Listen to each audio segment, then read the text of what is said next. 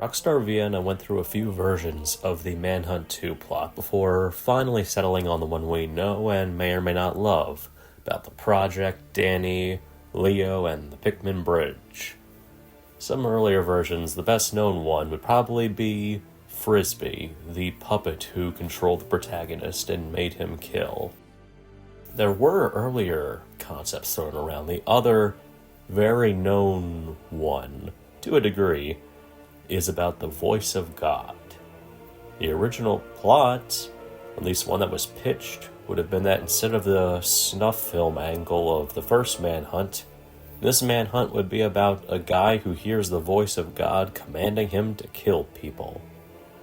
It didn't get far. It was rejected pretty early on, but there are still hints of it lingering around. It seems like even though it didn't really get off the ground, it was something that resonated with Rockstar Vienna and Rockstar London to a degree. So let's go over what little we know about it and what all it might have entailed. Now, the protagonist in this concept is not named. For the sake of brevity, I'm just going to call him Danny. Danny would have heard the voice of God one day who would have commanded him to kill people. Who he was killing and why wasn't clear. I'd imagine that if Rockstar Vienna was just in charge of levels, I don't know, maybe they would have been making levels that would have still shown up in the final game, but either repurposed or reimagined by London. The development of this game is just so wonky, you never know. But I'd imagine that some concepts could show up if he's taking a Seven-style approach and going after sinners and people responsible for depravity. Then the nightclub would probably be a good level for the voice of God to direct Danny to kill. Same for Red Light, because you have the Red Kings doing all sorts of shady business there. Where this was leading isn't clear. It's not known if there was a script written for it, like with the Adams DLC of Spec Ops The Line.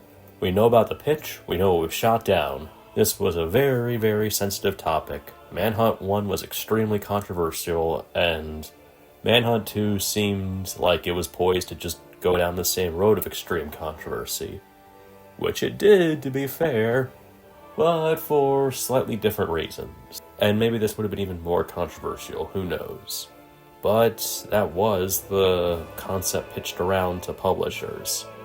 After that fell through, a few more ideas were tossed around. There's mention of a vertical slice involving fighting enemies with TVs for heads, but the project plot was settled on to some degree and then later refined to the final one we had. Seemingly, that's the end of that. We probably would have played out the same way as Starkweather does with Cash, where I guess the voice of God would have commanded Danny during executions, guided him through levels, given approval with more visceral executions, given him a rating at the end of a level, and maybe there would have been some big twist or revelation. It's not clear whether this was all in his head or if there was some divine element. If it was, it would be kind of crazy, because this is canon to the Rockstar 3D universe, confirming the existence of God, or especially a wrathful Old Testament God.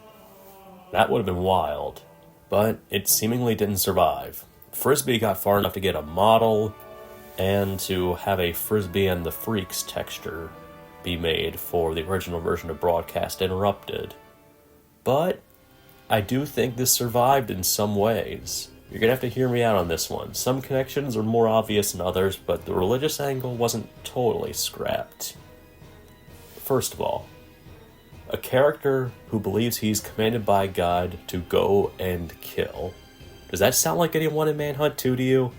May a plague of locusts strike you in the hole where you hide. Clouds have consumed my eyes. Satan has hidden his servant well. If you thought the Legion, the answer's yeah, that's what I'm thinking of. The first Legion voice actor, that is a dead ringer for him.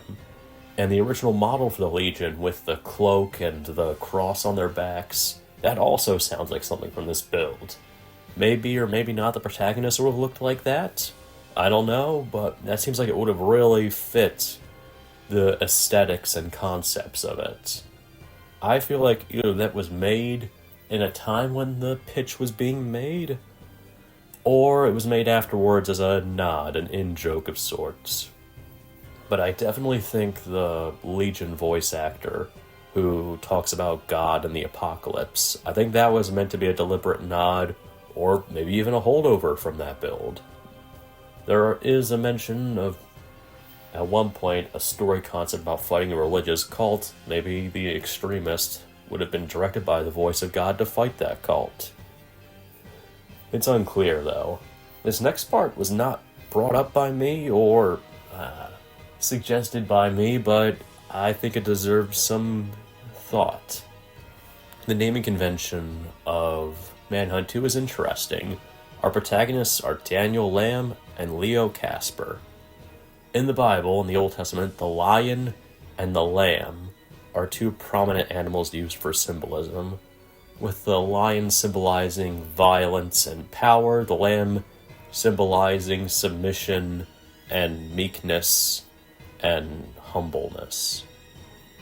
Leo commands the lamb, Danny, to go kill, to become a worse version of himself, to become a monster so Leo can take control of his personality completely.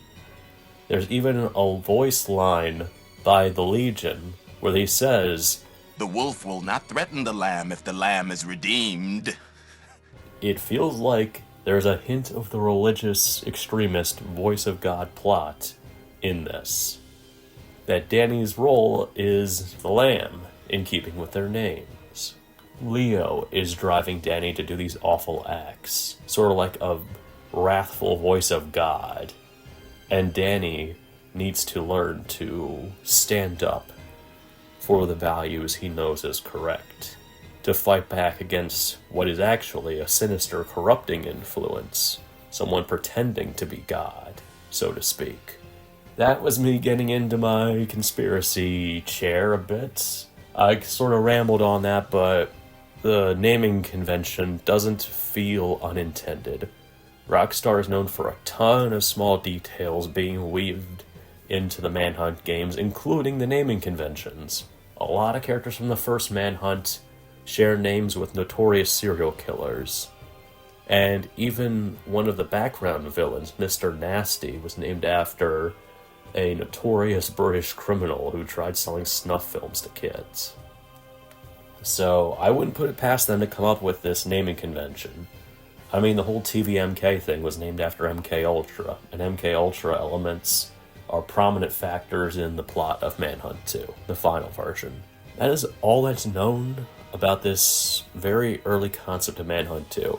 I don't think it exists in any capacity. I don't even think a level was made for it, like, intentionally made for the voice of God concept. I doubt there are director lines or anything. Maybe the Beta Legion model was made for them. I don't know, though. I do think that the Legion voice lines are either a tribute to that concept or a leftover from that concept. And I think the naming conventions of Danny Lamb and Leo Casper were either a nod or directly pulled from that time frame as well. Maybe those names were created during that time and Rockstar Vienna liked them enough to hold on to them. They still fit the symbolism and themes of the game, so I'd say they did a good job with that. What do you guys think about this plot? Do you think it would have been better in the final one? Do you think it would have been too controversial? Not controversial enough? Did Rockstar do the right thing by changing it? I would love to hear your guys' thoughts.